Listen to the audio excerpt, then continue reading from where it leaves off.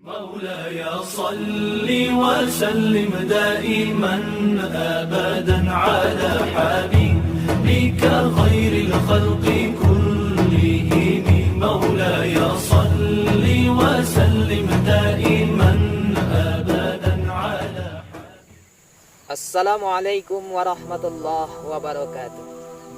Sahabat yang dirahmati oleh Allah Subhanahu wa taala. Di dalam Al-Qur'anul Karim Allah Subhanahu wa taala berfirman, "Fa azallahuma asy-syaitanu anha fa akhrajahuma mimma kana fi. Qulna ihbitu ba'dukum li ba'din adu. Walakum fil ardi mustaqarrun wa mata'un ilaih." Sahabat yang dirahmati oleh Allah Subhanahu wa taala, kita lanjutkan. Syaitan diulang oleh Allah Subhanahu wa taala di dalam Al-Qur'an sebanyak 88 kali. Suatu sifat yang suka mengajak kepada keburukan dan menghalangi kepada kebaikan. Syaitan ini tugasnya adalah bagaimana manusia itu ikut bersamanya menjadi penduduk neraka. Maka Allah mengingatkan kepada kita, Quran surah kedua Al-Baqarah ayat 168 misalkan, "Wala tattabi'u khutuwatis syaitan innahu lakum aduwwum mubin."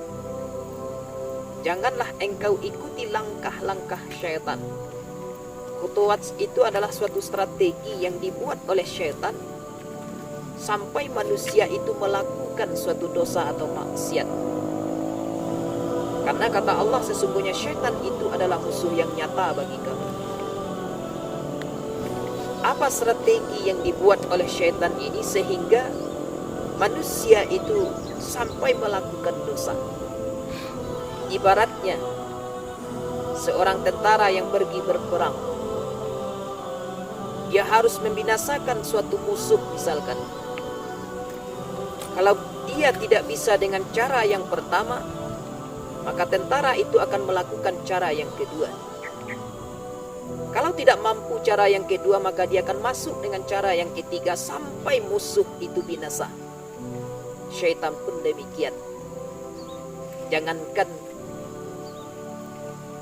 di perjalanan dalam kehidupan kita, dalam sholat pun syaitan itu akan datang mengganggu kita. Bukankah kita pernah merasakan bagaimana sifat keraguan-raguan dalam sholat? Misalkan ketika baru mengangkat kedua tangan untuk bertakbir, maka turun hadis Rasulullah SAW mengatakan, "Idza kabbara ahadukum falyakul idza kabbara ahadukum uzkur kaza uzkur kaza uzkur kaza." Apabila seseorang mengangkat kedua tangannya untuk bertakbir, ingat ini, ingat ini, ingat ini. Kata Rasulullah, ketika seseorang sudah mengangkat tangannya untuk bertakbir akan melakukan ibadah salat, maka syaitan datang di waktu itu. Dia mengingatkan untuk mengingat yang tidak perlu diingat. Bahkan sampai dalam salat banyak yang kita ingat, yang macam-macam yang tidak perlu diingat. Semuanya itu adalah strategi-strategi syaitan bagaimana solat tadi tidak menjadi khusyuk. Karena itu sahabat yang dirahmati oleh Allah Subhanahu wa taala, maka berhati-hatilah kita apabila ada bisikan-bisikan kejahatan dalam hati kita, segera palingkan. Termasuk dalam melakukan ibadah salat. Apabila muncul ingatan-ingatan yang tidak ada kaitannya dengan ibadah salat itu, maka segera palingkan ingatan itu. Fokus kepada bacaan salat kita, fokuskan pikiran kita. Itulah yang namanya menunaikan ibadah salat dengan khusyuk. Mudah-mudahan ada manfaatnya. Assalamualaikum warahmatullahi wabarakatuh.